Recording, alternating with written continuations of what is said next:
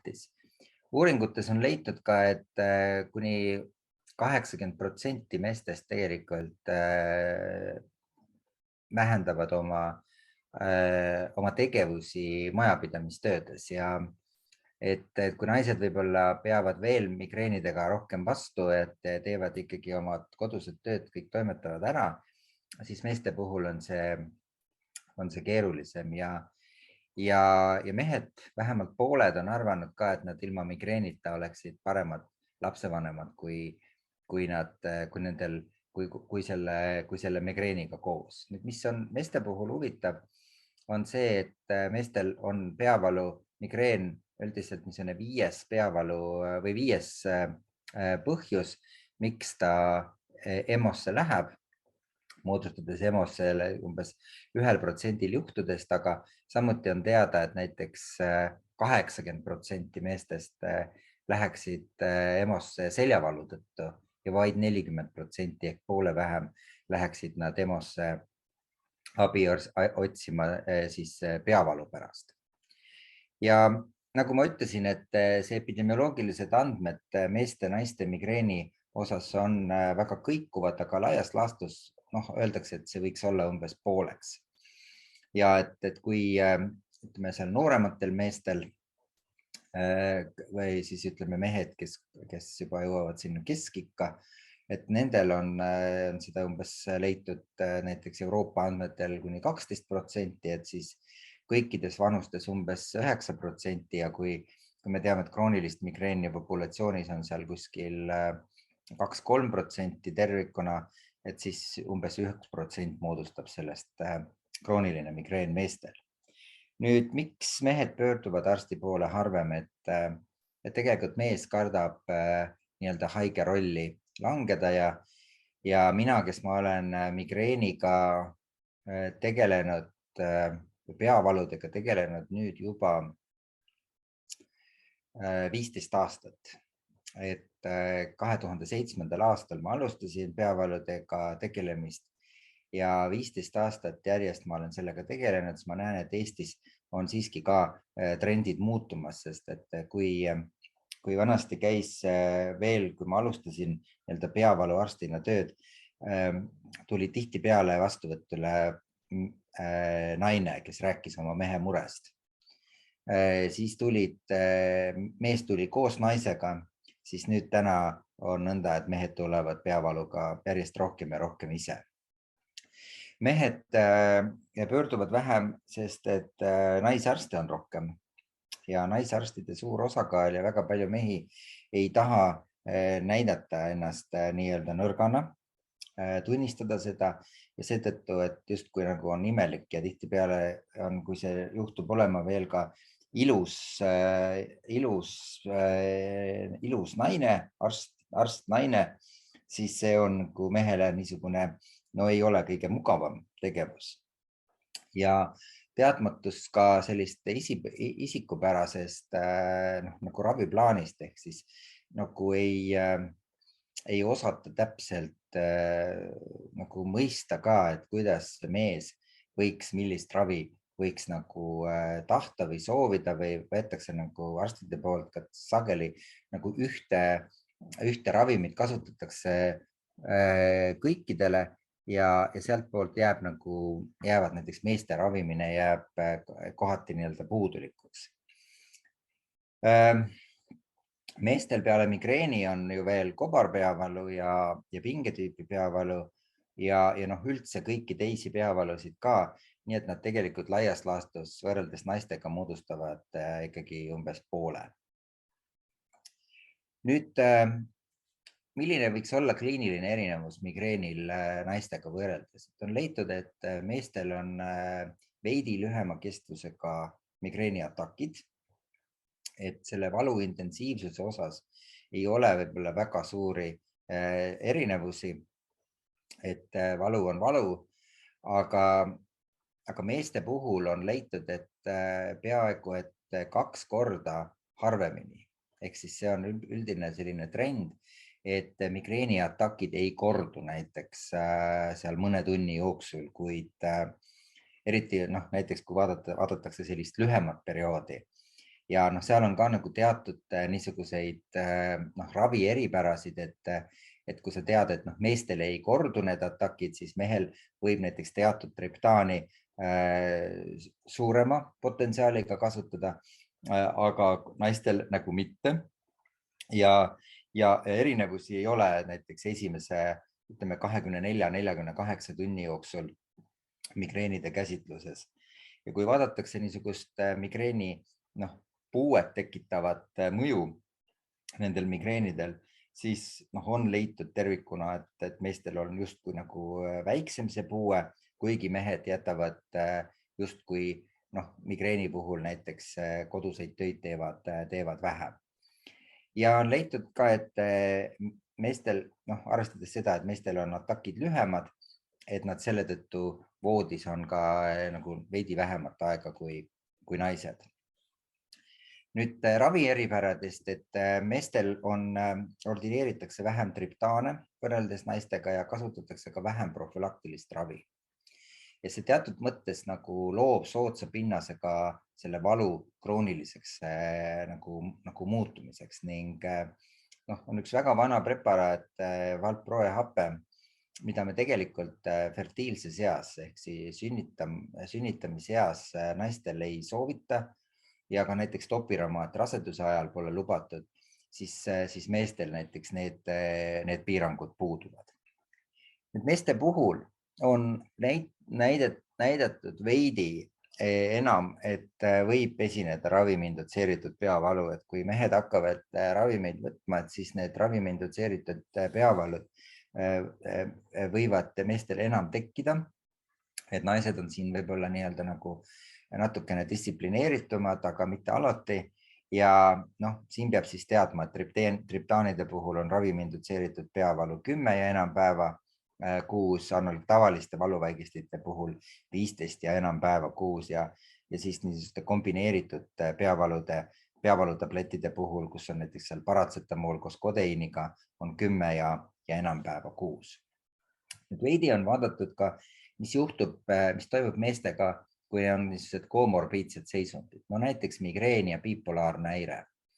On leitud, et meeste puhul on siin võib-olla ei ole päris naistega ühesugune, et on uuringuid, mis on näidanud, et on bipolaarne häire ja migreen on meeste puhul veidi sagedasem kui naiste puhul ja ei ole erinevust selle bipolaarse häire tüübi osas, et see teine tüüp on rohkem, ehk siis need inimesed on rohkem niisugused võib-olla avatumad, sellised teevad rohkem tööd, on võib-olla teatud mõttes agressiivsemad, et need on nagu niisugused erisused, et ei ole ka migreeni puhul leitud, et just see esimene tüüp, niisugune apaatsus, depressioonile kalduvus kindlasti peaks olema, et vastupidi, et nad võivad olla hoopiski niisugused veidi aktiivsema loomusega patsiendid, kellel on siis see teine tüüp. Ja bipolaarse häire korral on näidatud ju, et väga hea efekt on valproaat ja kui nüüd me kujutame ette, et see on mees, kellel on bipolaarne häire ja on migreen, siis tegelikult me võiksime valproaatiga saada ravis päris hea toime. Samuti on näidatud posttraumaatilise stressihäire korral, et meestel esineb seda rohkem kui naistel. Näiteks mehel on mingisuguses eluperioodis olnud mingi tõsine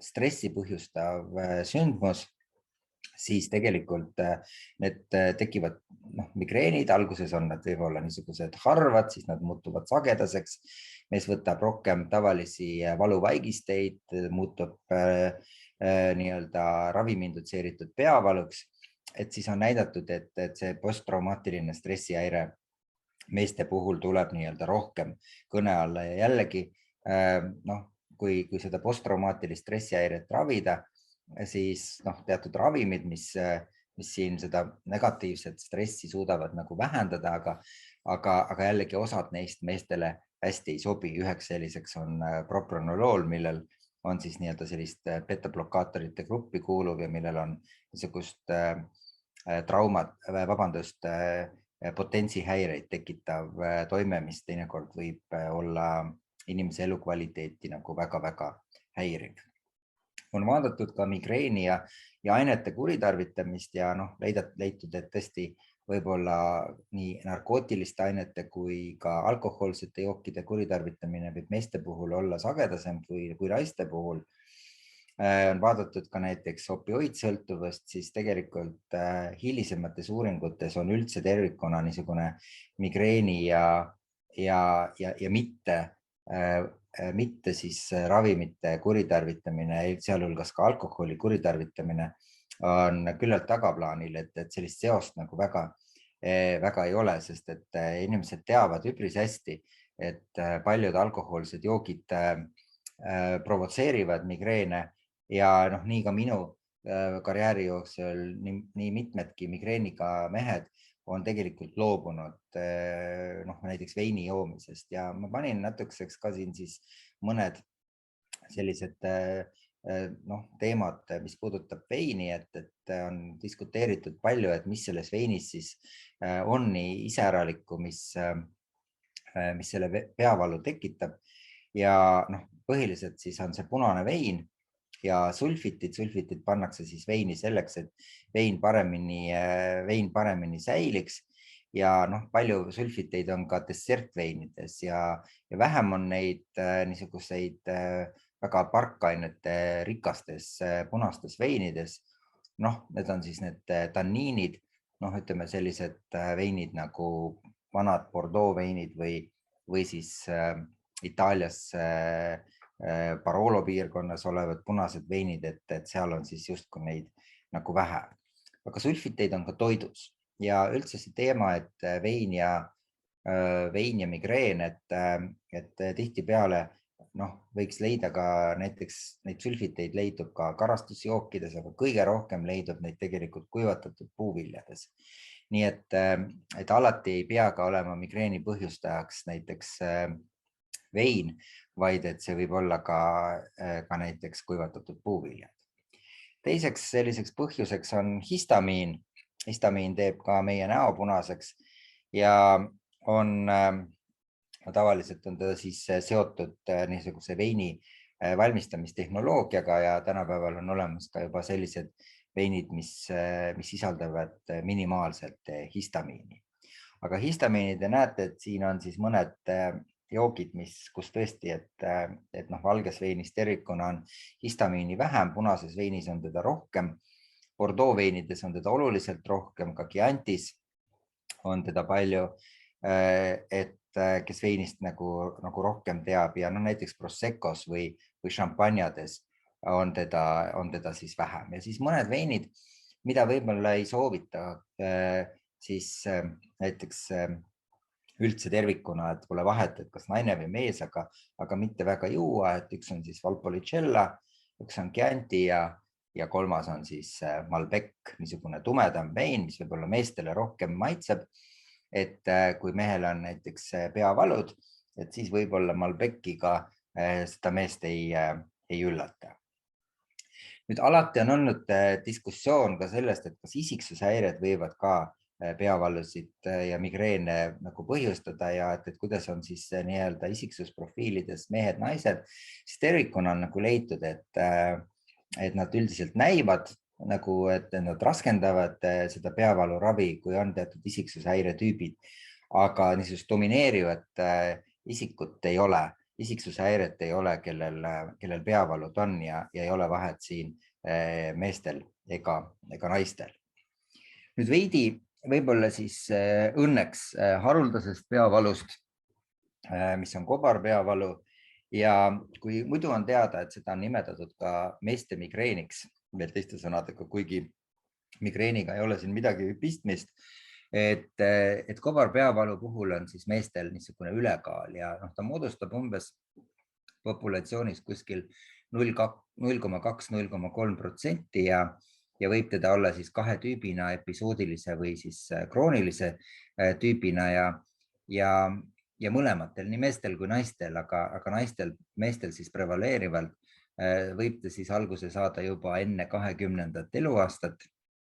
Nii et on teada tegelikult, et ka lastel võib kobarpeavalu nagu olla ja tavaliselt meestel on see peavalu nagu tipus, kuskil seal ütleme 40. kuni 50. eluaastal ja naistel hoopis hiljem, mis nagu teeb ta nagu teinekord diferentsiaaldiagnostiliselt väga eripäraseks, et kui me mõtleme, et naistel migreenid ja peavalud üldse tinglikult hakkavad vähenema postmenopausis, siis näiteks kobarpeavalu võib just naisel olla hilisemas eas.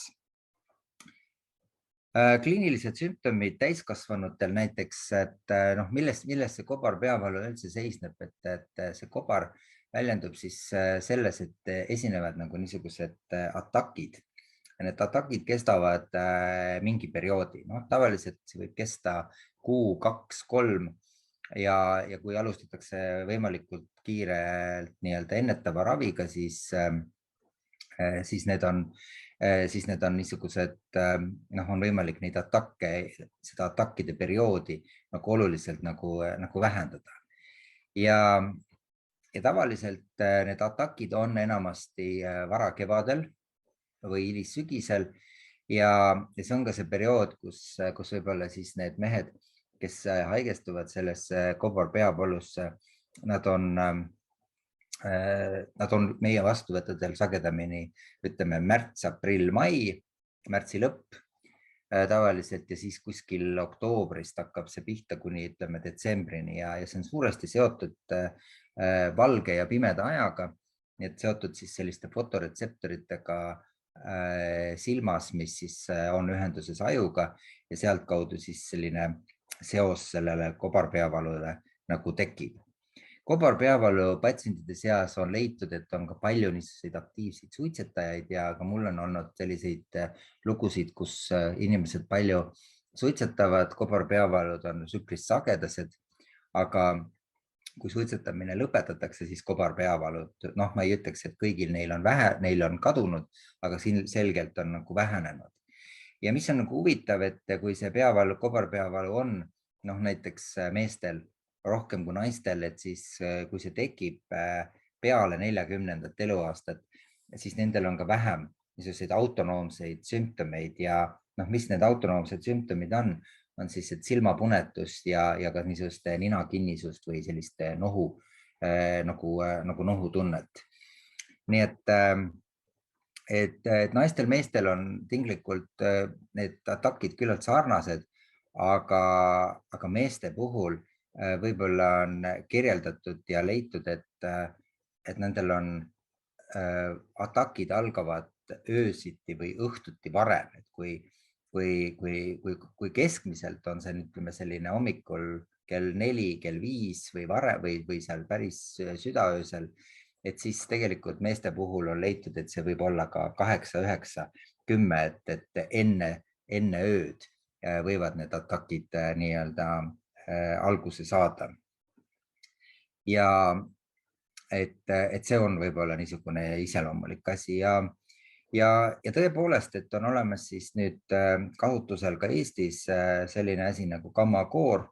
Gammakoor on siis üks niisugune magnetiimpulssidel põhinev süsteem, meditsiiniline vahend. Ta näeb niisugune siis karbis välja, siin on siis selline keel, siin on selline see nii-öelda vahend, ta meenutab natukene, ma ei oskagi öelda, mida, aga põhimõtteliselt võib ka tinglikult öelda, et meenutab mingil määral mingit mobiiltelefoni ja see asend, kuhu see asi pannakse, on siis kaelal, kus asub siis nii-öelda uitnärv ja põhimõtteliselt on see siis mitteinvasiivne uitnärvi stimulatsioon. Ja on erinevad ravid või taktikaviisid, et kuidas sa seda nagu kasutad, et ta võib koosneda nagu mitmest seansist, et näiteks siin on episoodilise kobarpeavalu puhul tehakse sellist 3 2-minutilist stimulatsiooni, siis tehakse selline 3-minutiline vahe ja siis tehakse uuesti niisugune veel 3 2-minutilist stimulatsiooni, et see on niisuguse ja see võtab tegelikult selle kobarpeavalu ataki ära ja kui mees näiteks ei taha ravimeid võtta, siis üks võimalik variant on seda kasutada ja ei soovitata tegelikult teha üle 24 stimulatsiooni ööpäevas. Samamoodi siis kobarpeavalu profülaktiline ravi, et kui sul näiteks valu ei ole, et siis sa teed nagu 3 2-minutilist stimulatsiooni hommikul ja õhtuti teed siis või hilisõhtul teed siis veel 3 2-minutilist stimulatsiooni ja tegelikult jällegi efekt on siin olemas ja samamoodi kasutatakse ka migreeni puhul on natukene see skeem keerulisem, et tehakse selline 2-minutilist stimulatsiooni ja siis tehakse niisugune 20-minutiline paus. Ja kui siis ei ole nagu sellist leevendust tulnud, et siis tehakse veel nii-öelda nagu teine seanss ja siis võib veel vaadata, et kui 2 tunni jooksul ei ole nagu valu taandunud, mis on ka ju ravimite puhul nagu oluline, et siis tehakse veel lõpetuseks 2 2-minutilist stimulatsiooni. Ja samamoodi on võimalik siis selle aparaadiga kasutada ka migreeni profülaktilist ravi teha, nii et siin on siis vastavalt selline programm, kus sa saad teha siis kõigepealt esimeses seansis teed 3 2-minutilist stimulatsiooni, siis on selline 3-minutiline vaheaeg ja siis teed nagu uuesti 3 2-minutilist stimulatsiooni, nii et need on kõik nagu kergesti ära õpetatavad ja võimalus on selleks olemas. Nüüd kokkuvõttes, et üldiselt meeste migreen käsitlust ei erine mingilgi moel naiste migreenist, et võib-olla migreenihoogude sagedus on meestel siiski harvem, et on leitud elukvaliteedi langust, aga see puue on nii-öelda tagasihoidlikum kui näiteks naiste puhul, aga meestel on jällegi suurem risk, et need peavalud muutuvad krooniliseks ja selle tõttu, et eelkõige mehed kipuvad vähem kasutama profülaktilist ravi, nad on vähem nii-öelda ravile alluvad, et nad ei taha neid lihtsalt võtta ja selle tõttu võib-olla tuleks nagu teadvustada meestele rohkem, et tegelikult migreen ei ole naiste haigus, migreen on ajuhaigus ja et tegelikult tuleks neid migreeni aga ka teisi peavalusid, sealhulgas ka kobarpeavalu on võimalik tegelikult väga mitmel erineval moel nii-öelda nagu ravida. Vot, et niisugune oli see minu niisugune lühike väikene sissejuhatus sellesse teemasse ja mina oleksin nüüd valmis siis teiega diskuteerima. Küsimustele vastama. Aitäh, Toomas. Nii põnev oli taaskord, nii palju uusi fakte, mida enne ei teadnud ja ma arvan, et kõige olulisema asjana saime teada midagi, mida tegelikult teadsime, et meestel pea valutab. Lihtsalt vahel on sellest rääkimisega raskusi. Aga sa tõid välja ühe fakti, ja tõid ka välja mõned lahendused lõpus, aga milles tegelikult võib olla see küsimus, et miks mehed ravimeid võtta ei taha?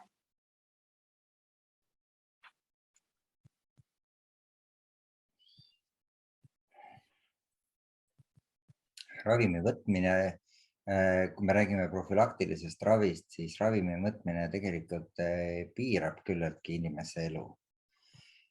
Ütleme nii, et kui sa pead võtma näiteks ravimit 2 korda päevas, et siis see ravimi, siis see hommikune võib-olla tihtipeale läheb meelest ära õhtul võetakse võib-olla ravimit nagu paremini, et kui me räägime siin näiteks topiramaadi võtmisest, siis topiramaadil kindlasti on see hea asi, et sa saad võtta ka ravimit ainult õhtul, et sa ei peagi kindlasti nagu hommikul ja õhtul võtma.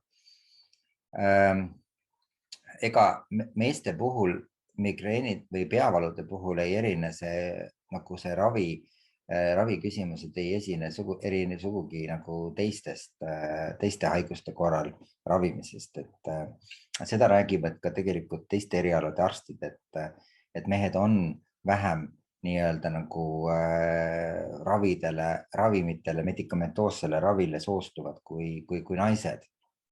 Ja no näiteks üks selline suur rühm, kus see probleem on näiteks vererõhuravi, et mehed lihtsalt kas unustavad, ei pea seda nii oluliseks ja et kui nagu selline kriitiline periood hakkab nagu mööda saama, mees näebki näiteks juba, et vererõhk läheb alla, siis tal kaob see niisugune hirmufaktor ära ja ta hakkab nagu vähem vererõhu, ei hakka nii korralikult enam vererõhku mõõtma ja kontrollima ja ka ravi võtma. Samamoodi peavalude puhul, et me näeme ju teinekord, et see ennetav ravi on väga efektiivne. Ravima peab vähemalt minimaalselt seal 6 kuud, teinekord võib-olla 9 kuud kuni aasta. Ja siis tekib olukord, kus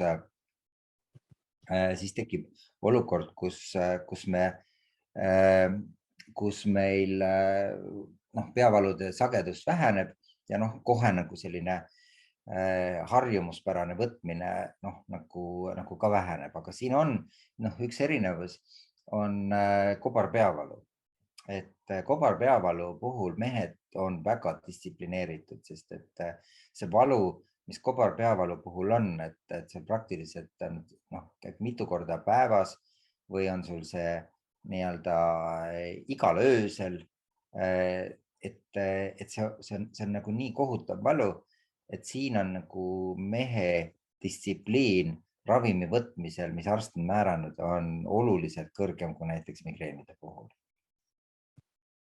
Kindlasti, kui midagi, mis on võimalik enda heaks teha, siis kobarpeavalude puhul oleme ka meie kuulnud seda tagasisidet, et ollakse altimad ennast aitama. Toomas, kui altid sinu patsiendid on sinu meespatsiendid on peavalu päevikut täitma? Minu arust on minu patsientidest mehed päris head peavalu päeviku täitjad, et ma ei ole kogenud nagu oma vastuvõttel küll inimesi, kes nagu väga viletsad oleksid nende peavalude päevikute täitmisel, sest aga ma olen teinud ka suhteliselt lihtsaks selles mõttes, et ma oma töös ei taha midagi muud kui esialgu, kui ainult ühte numbrit. Et kui ma ei taha väga, et seda nagu nad kirjeldavad, neid valusid, sest ausalt öeldes arstina ma ei jaksa ka neid kirjeldusi lugeda. Kui kujutage ette, kui teil on nagu 20 päeva peavalu on kuus ja siis kõiki neid kirjeldusi nagu lugeda, siis kas ta valutab paremalt otsa eest või vasakult kuklast, et see silma võtab nagu kirjuks.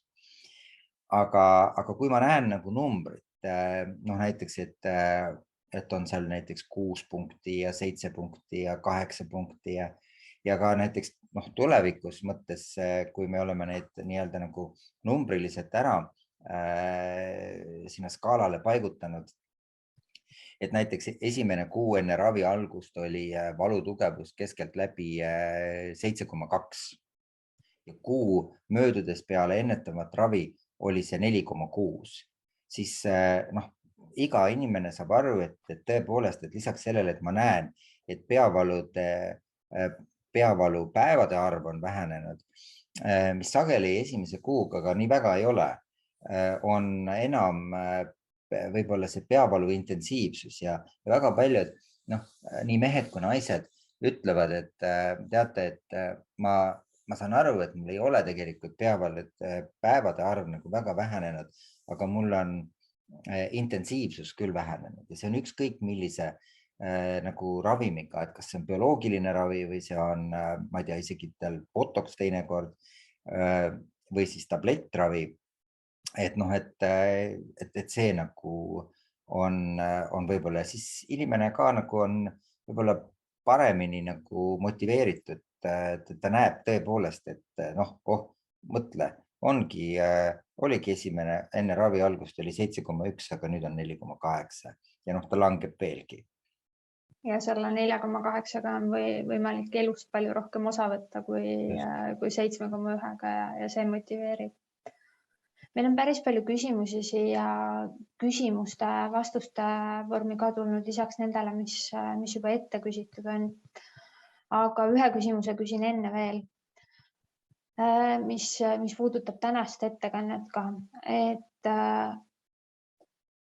miks võib-olla nii väga erineb meeste ja naiste migreen ja võib-olla teised peavalud ka ja kuidas elukaare lõikes, et sa tõid täitsa protsentuaalseid erinevusi välja kobarpeavalude ja migreeni puhul vanuselises lõikes, et naiste puhul hormonaalne pool kindlasti, millest me oleme varasemates webinarides ka palju rääkinud, aga millest meeste puhul see vanuseline sõltuvus tekkida võib?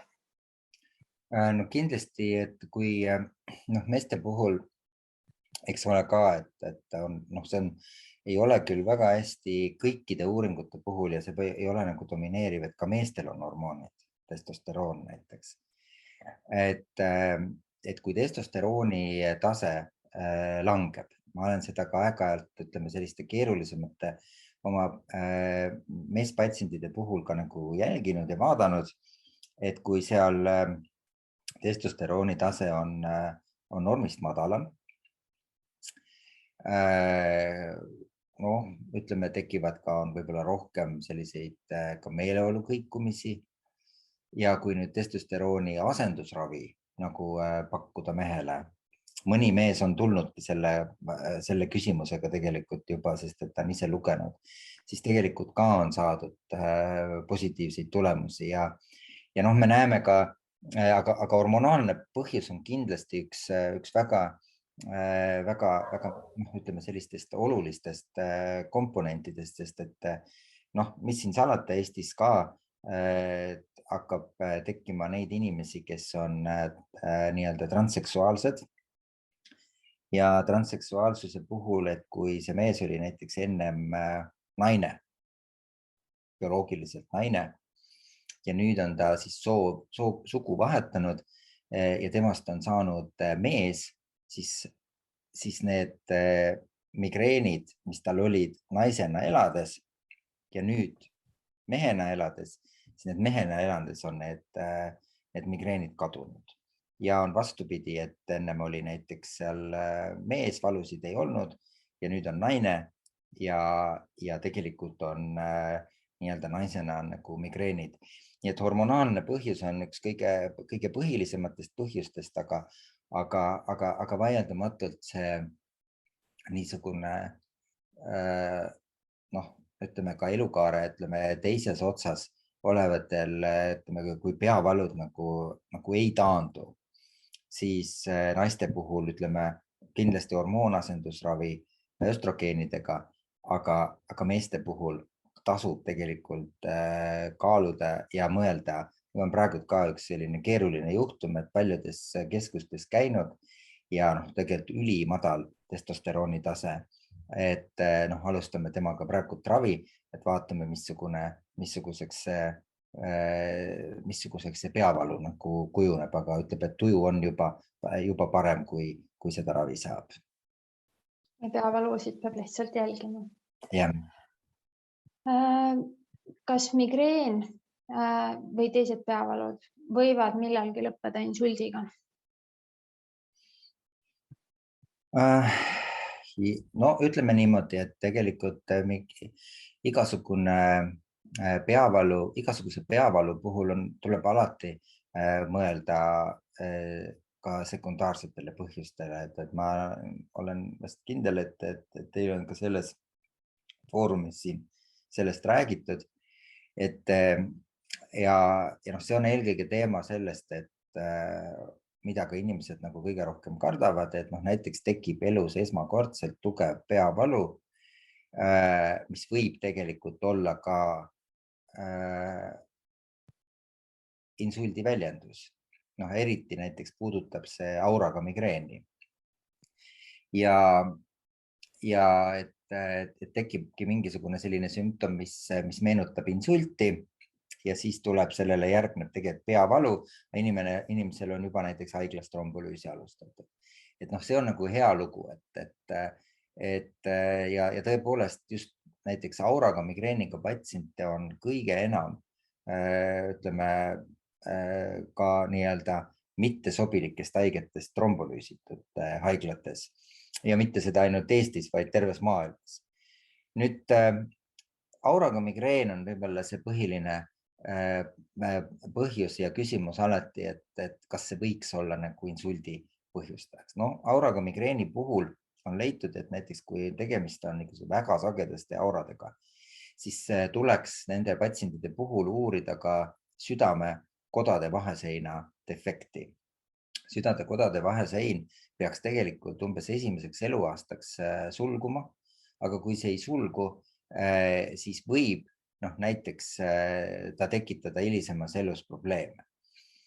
Ja üheks selliseks teemaks võib olla auraga migreen. Ta ei pea olema kindlasti nõnda, et kui sul on näiteks 1-2 auraga migreeni elus olnud, et siis kindlasti peaks mõtlema sellele südamekodade vaheseina defektile. Aga see südamekodade vaheseina defekt on leitud umbes 40–60% auraga migreeniga patsientidest. Ja see kodade vaheseina defekt on näiteks noore ea insuldi tekkimisel, kui mitte kõige esimene, siis esimeste seas põhjuseks. Nii et see on nagu üks kindel asi, mida võib alati nagu uurida ja oma neuroloogi või peavaluarstiga nagu rääkida. Ja muidugi veel, et on leitud, et auraga migreenide korral võiks olla tegemist või sageldasti vaadata, et kui näiteks naine suitsetab, kasutab on näiteks kontratseptiividel, et esiteks need kontratseptiivid, tänapäeval on nad juba üpris niisugused ohutud, sest et see östrogeenide tase on viidud suhteliselt madalale, aga näiteks auraga migreen, östrogeenid ja suitsetamine kohe kuidagi kokku ei lähe. Ehk siis sa kontratseptiivi kasutad, siis tegelikult suitsetamise pead ilmtingimata nagu ära lõpetama, sest et suitsetamise, östrogeeni ja auraga migreeni koostoimel tegelikult insuldirisk kasvab. Ja hüppeliselt. Toomas, kuidas aitavad antidepressandid ennetada peavalusid? Neuroloog on kirjutanud küsijale antidepressandid peavalude tarbeks. See on nagu keeruline küsimus ja keeruline on ka vastata, sellepärast et on mitte palju antidepressante, mis on efektiivsed migreeniravis. Hakkame võib-olla siit pihta, et tervikuna migreeniga patsientidel esineb depressiooni sagedamini kui mitte migreeniga patsientidel. Ja selleks põhjuseks on tegelikult ju mitte lihtsalt see, et nüüd migreen põhjustaks depressiooni, aga kui sul on sagedased migreeniatakid, sul on sagedased valud, siis see viib inimese tegelikult sellisesse ebameeldivasse seisundisse. Nüüd, kui inimesel on migreen, mis on koos näiteks pingetüüpi peavalluga, siis tervikuna pole paremat ennetusravi, kui see on amitriptiliin. Amitriptiliin on tegelikult väga vana antidepressant, aga ta antidepressandina ta tegelikult enam kasutusel ei ole, sest et tal ei ole niisugust toimet. Ja on leitud, et amitriptiliinil on sellised toimed, et ta suudab valu mehhanisme ajus nii-öelda unustada. Ehk siis teatud mõttes ka seda valu-mälu katki närida, ehk siis, et seda uut valu ei tule. Nüüd amitriptyliinil on ka toime, et ta toimib nii-öelda lihastesse lõõgastavalt ja väga paljud migreeniga patsiendid, kellel on ka pingetüüpi peavalu, need peavalud lihtsalt läbi selle lihaslõõgastuse nii-öelda vähendavad, et nad retseptoreid, valutundlikke retseptoreid, mis lihastes asuvad, teeb nad nii-öelda piltlikult öeldeks kutuks ja lõikab nad nagu välja süsteemist ja selle tõttu see valu nii-öelda nagu väheneb. On teine antidepressant, mida on leitud tõesti toimivaks ja efektiivseks ja oluliselt suuremates annustes, kui me võib-olla tavapäraselt isegi kasutame, on venlafaksiin. Venlafaksiinil on just näidatud nii kahte toimet, et tal on nii, ütleme siis tõesti otseselt meeleolu, ärevust vähendab toime, et inimene on vähem ärev, magab selle läbi paremini, et uni on kindlasti tal parem ja teistpidi ta samuti töötab samamoodi nagu amitriptyliin, ta moduleerib seda valuprotsessi aju tasemel. Nüüd teiste antidepressantide puhul, mis ei ole tegelikult leitud migreeni puhul niisugust efekti. On üks preparaat, mida ka väga kasutatakse. Mina teda ei kasuta, sest et mina olen saanud, ei ole saanud nagu meeldivaid toimeid, pigem on nagu sellised kõrvaltoimed, on tuloksetiini. Ja tuloksetiini puhul, ma ütleksin nõnda, et ta on ideaalne ravim tervikuna valuravis. Tuloksetiini kasutatakse kõikvõimalike erinevate krooniliste närvivalude nagu ravimisel, kas traumajärgsete valude ravimisel ja ta tõesti sobib sinna nagu väga hästi. Aga migreeni puhul ei ole näidatud talle niisugust head toimet ja samamoodi ei ole selliseid toimeid escitalopram'iga, sertraliiniga ja nii edasi teiste ravimitega, nii et teinekord see tasub ka mõelda, ütleme, et neuroloogid ka ei ole alati kõige paremad inimesed, kes oskavad öelda, kas inimesel on depressiooni või ei ole, et siin tuleb siis kasutada näiteks kliinilise psühholoogi abi, aga ka psühhiaatrite abi ja on ka neid juhtumeid, kus ma tegelikult olen diskuteerinud näiteks psühhiaatriga, et kas näiteks kui psühhiaater on määranud haigele raviks näiteks tsipramiili või escitalopram'i näiteks, et mina näiteks ei näe selles ravis sellist efekti, et kuidas ta suhtub näiteks venlafaksiini ja kui psühhiaater ütleb, et venlafaksiin okei, see on nagu väga hea valik, et seda võiks nagu kasutada, et siis ongi nagu selline koostöös nagu selline ravimuudatus toimunud ja nõnda on selle raviga edasi mindud. Ja kokkuvõtte ja peegeldusena, et kui see ravim on kirjutatud mingil põhjusel, siis tõenäoliselt tasub seda proovida. Jah. Toomas, kas migreeni sümptomid ja olemus võivad elu jooksul muutuda ka? Jah, võivad küll, et üldse peavalude sümptomid, ma siin korraks ka mainisin, et sama kobarpeavalu puhul, et kui me teame klassikaliselt, et peab olema niisugune sümptomite rida, et on tsüklilised peavalud kindla lokalisatsiooniga ja peavad olema nii-öelda autonoomse närvisüsteemi sümptomid, siis need sümptomid võivad näiteks seal 40+ vanuses, kui nad algavad, neid ei pruugigi üldse olla. Või teistpidi näiteks sümptomid, mis on teada, et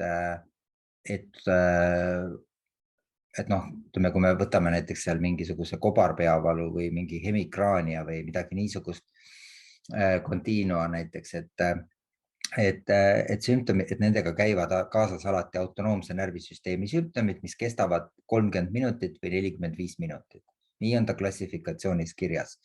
Aga mis siis, kui inimesel on näiteks sümptomid hoopiski 2 päeva, et siis tegelikult ka sellised erindid on nagu absoluutselt olemas ja ongi niisuguse nagu pika kestvusega trigeemino autonoomsed peavalud, et see ei välista seda, et näiteks inimesel seda tüüpi peavalu ei ole, sest et tema sümptomid lähevad nii-öelda sellest klassikalisest kastist nii-öelda nagu sümptomite kastist välja.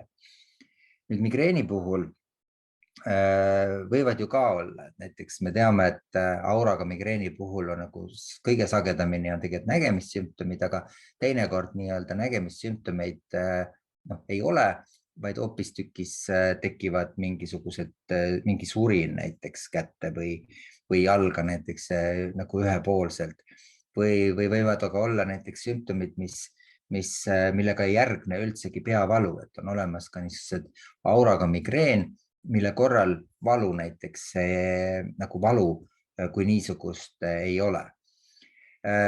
Laste puhul on leitud näiteks, et migreen võib olla ka ju kõhuvaluga.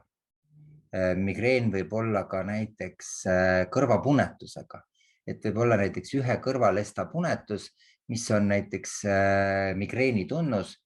Ja kui näiteks ema tuleb lapsega ja ütleb, et lapsel läheb üks kõrv punaseks ja sellele järgneb võib-olla mõne aja pärast tugev peavalu, et siis tegelikult niisugune autonoomne häire võib ka esineda, nii et need on tegelikult peavalude klassifikatsioonis kirjeldatud ja neid peab lihtsalt teadma, et osata siis patsientidega rääkida ja sellest paremini võib-olla nendest peavaludest aru saada. Aitäh, Toomas, selle põhjaliku vastuse eest. Sa vastasid selle vastuse sees lisaks ka veel ühele küsimusele, mis puudutas vaikset migreeni, et kas ka ainult aura olemasolu on olemas, et see on ebameeldiv tunne nii nägemisaurana kui hemipleegilise aurana, kui see lihtsalt on, aga valu ei järgne. Ja selle kohta küsimus oli, et kui valu järgi ei tulegi. Aga valust rääkides rääkisime valu vähenemisest ja skaalast ja erinevatest numbritest ning selle kohta on tulnud küsimus, et mille suhtes valu mõõdetakse, kuidas see täpselt käib. Mina võin seletada, kuidas me seda Migreventioni peavalupäevikus oleme tõlgendanud, aga Toomas, sellel on ju tõendus ja teaduspõhine taust ka valuskaalana, et äkki sa räägid? Jah, et kõik saavad sellest väga hästi aru, et me valu väga hästi kontrollida ei saa. Et see on subjektiivne ja me põrkume igapäevases praktikas kokku väga sagedasti sellega, et kui ma palun inimesele öelda, et kuidas te hindate oma valu 1–10, sellele järgneb tihtipeale vastus, mismoodi ma hindan. Ja vaat nii hindadki 1–10. Et kuidas sulle tundub, kas sinu valu on nagu 6 punkti või 7 punkti? Ja inimene ütleb teinekord, mul on tugev valu. Ma küsin, et kuidas te hindate oma valu, et ta teil tugev on? Mul on 5 punkti. Inimesele tundub, et 5 punkti on tugev valu. Tegelikult 5 punkti on pigem niisugune mõõdukas valu. Ja kui me võtamegi näiteks selline 1–4, ütleme 1–3, 4, 5, 6 on niisugune mõõdukas ja siis 7, 8, 9, 10 on niisugune tugev valu. Ja see on tegelikult juba väga vana, ütleme, et seda on kasutatud mitmeti, on kasutatud valu hindamist nägude järgi. Et võt, kui on nagu pisar silmas, et siis on 10. ja on siis, seda nimetatakse VAS-skaalaks ehk visuaalanaloogskaala, et arst annab sellise joonlaua, pange näpp peale sinna, kus kohal teil selle pildi järgi tundub, et valu, nagu et teie valu on näoilme järgi. Või siis teine, et kui inimesel on näiteks valu ja tõesti on vaja numbriliselt öelda, siis nimetatakse seda nii-öelda numbriline valu hindamise skaala, NRS kasutatakse ka väljendusena näiteks. Ja see, et mille suhtes, et tegelikult see polegi nagu tähtis. Tähtis on see, et kuidas sa hindad seda valu. Kuidas sinul konkreetselt see valu, see ei ole võrreldav. Näiteks Mari valu ei ole võrreldav Kadri valuga, sest see on subjektiivne. Ja me saame muidugi, me võime näiteks, et on see teada ka ju näiteks, et migreeni hoo ajal pannakse inimesed funktsionaalsesse MRT-sse ja on võimalik näha, et kas sul üldse valutab. Võib-olla sa ütled mulle, et valutab, tegelikult ei valuta. Ja et seda valu natukenegi nagu konkreetsemaks teha, selleks peab iga inimene suutma ise sellele valule nii-öelda nagu hinde panna. Ja eks see tulebki näiteks, et on migreeni atakk. Kadri ütleb, et tema valu on 7 punkti. Migreeni atakk. Mari ütleb, et tema valu on 8 punkti. Lõppkokkuvõttes me saame öelda, et tegemist on tugeva valuga.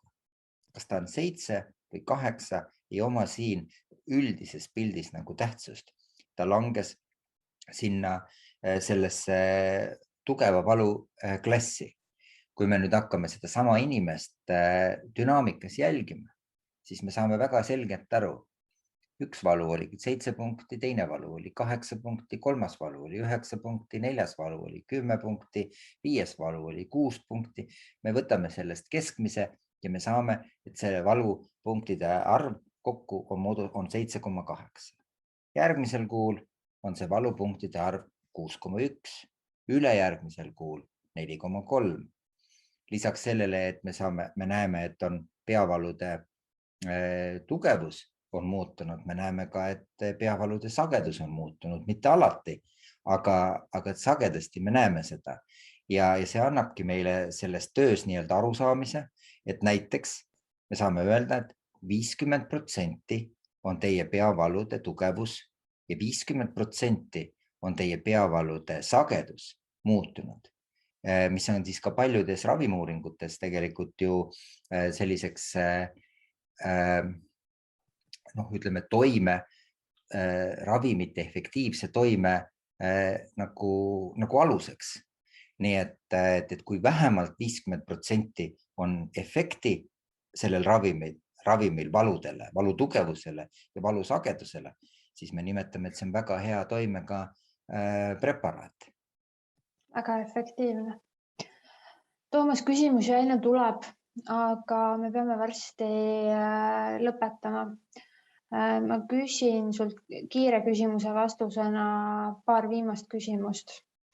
Kas peavalu ilmnemisel on õige võtta valuvaigistit või tuleks loota, et valu läheb ise üle? Tuleb kohe võtta. Et ei tasu oodata sellega ja ütleme, et jällegi siin on, eks teadus muutub, et meil nüüd oma Confido kliinikas, see ei puuduta neuroloogiat, aga see puudutab nagu tervikuna, on üks väga hea asi välja töötatud ja ma tean, et Tartu Ülikooli kliinikumis on sama asi, on siis nii-öelda farmakogeneetiline analüüs. Ehk siis tegelikult läbi selle analüüsi sa tead, missugused ravimid sulle toimivad. Ja see on tulnud tegelikult, see initsiatiiv on tulnud tegelikult psühhiaatriast, sest et väga paljud inimesed teavad, kes on elus antidepressante tarvitanud, et psühhiaatrid proovivad ühte preparaati, teist preparaati, kolmandat preparaati, aga need toimed ei ole niisugused, nagu tegelikult selle inimese puhul eeldatakse, et see ravim toimib. Ja selle asja nimi on farmakogeneetiline analüüs, et ei saagi olla universaalset ravimit, mis inimesele ühtemoodi toimiks. Samamoodi on valuvaigistitega. Üks triptaan ei toimi, siis teine toimib. Ühest klassist ei toimi, siis teisest klassist toimib. Ibuprofeen on ideaalne ravi Marile, aga ibuprofeen ei tee näiteks Kadrile mitte midagi. Ja et võib olla nõnda, et on ideaalis, et sobib, aga tegelikult ei sobi.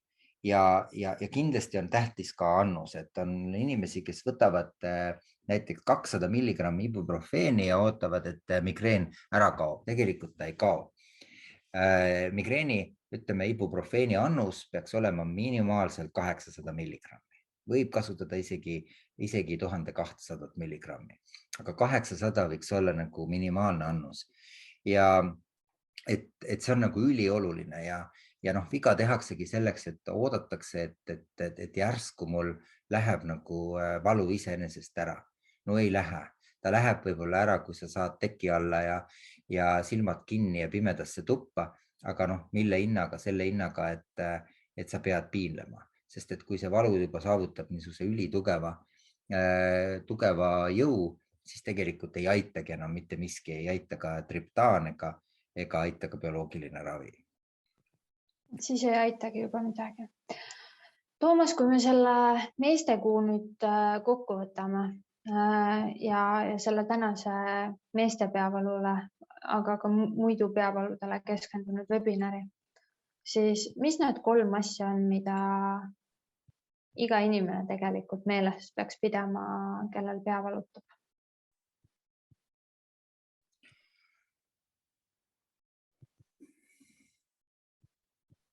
No, mina pean väga oluliseks, et eriti nendel inimestel, kellel on, et ravimid oleksid olemas. Et oleksid need ravimid, mis toimivad. Ta teab, et need oleksid tal olemas, need peavad olema tal kas rahakotis, käekotis, olukorras, kus ta läheb reisile, et tal need ravimid oleksid olemas, et oleksid need ravimid olemas, mis on. Teine küsimus on alati sellest, et kui arst on määranud ennetavat ravi, siis mida ma migreeniga inimeste puhul nagu näen, et sa räägid nagu pika jutu ära, et kuidas sa peaksid nagu rohtu võtma, siis see umbusk arsti juttu on päris suur ja siis hakkab üks selline venitamine pihta, et veedetakse tunde, päevi kuskil Facebooki foorumis ja päritakse, kas kellelegi teist veel on seda ravimit kirjutatud ja mis tulemused te olete saanud. Et siin on nagu vastus see, et kulla inimesed, et ega migreenikuid ei ole 1 ega 2 ega 3, neid on sadu, neid on tuhandeid, neid on miljoneid üle maailma, kus neid ravimeid kõiki on proovitud. On inimesi, kellel tekivad kõrvaltoimed ja ka arstid on teatud mõttes nagu sellised, nad on teadlikud nendest kõrvaltoimetest, aga on inimesed, kellel ei teki kõrvaltoimed ja seda tulebki proovida, sest kui sa ei proovi, sa ei tea ka nagu tulemust ja siis tihtipeale, mina näiteks kasutan üldiselt seda, et ma kutsun vähemalt 6 aja pärast nagu tagasi pärast esimest visiiti ja siis selgub, et tegelikult inimene ei ole 6 aja jooksul endaga mitte midagi teinud. Ta on selle 6 aja jooksul ainult suhelnud teiste kaaskannatajatega. See on maha visatud aeg. Et seda ravi tuleb hakata nagu kohe võtma, kui on arsti poolt nagu määratud.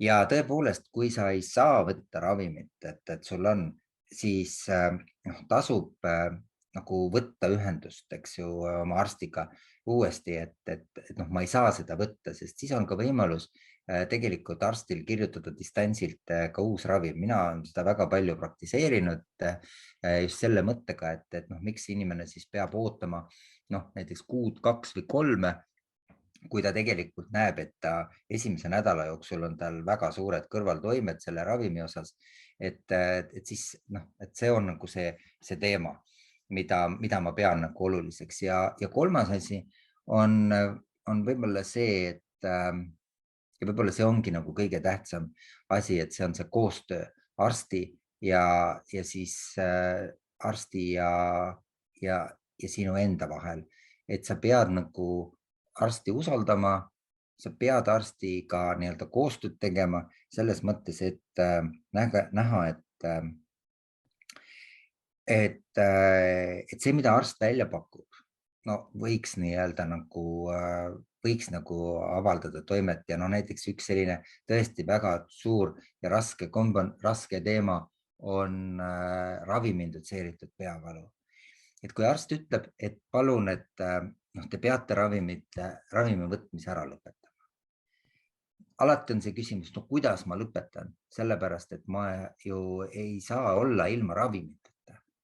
Siis seal ongi see moment, et on olemas võimalik tegelikult teha niisugune ka detoksikatsioonravi. Kui sinu neuroloog ei oska seda teha, siis paluda ennast suunata selle arsti juurde, kes tegeleb peavaludega igapäevaselt. Ja detoksikatsioonravi aitab tegelikult väga hästi seda ravim indutseeritud peavalu, seda raskemat perioodi nagu üle elada. Nii et need on need niisugused asjad ja tegelikult tasub ka lugeda ise ja ka teinekord esitada arstile mõningaid küsimusi nende asjade kohta, mis võib-olla tavaneuroloogil, kes igapäevaselt peavaluga ei tegele, ei olegi võib-olla alati kursis nende asjadega, et siis viia nii-öelda kurssi oma arstaga. See hea side tekib tegelikult või see selline võimalus arstiga tekib eelkõige siis, kui inimene on ise ka väga huvitatud sellest, et ta korralikult ravimeid võtab. Muidu tegelikult sellest asjast nagu head nahka ei saa. Ja mina lisan siia veel Michael Vencheni poolt, et täitke peavalupäevikut. Ilma selleta on nukker neuroloogi vastuvõtule ja ka perearsti vastuvõtule minna. Et kõik ravimid ja valutugevused kirja. Aitäh, Toomas, selle põhjaliku sissejuhatuse ja küsimustele vastamise eest. Ma arvan, et me kõik saime väga palju targemaks ja ma loodan, et me kohtume jälle, sest teemasid, mida meil omavahel arutada on päris palju. Aitäh! Aitäh ja mõnusat õhtut kõigile! Head õhtut!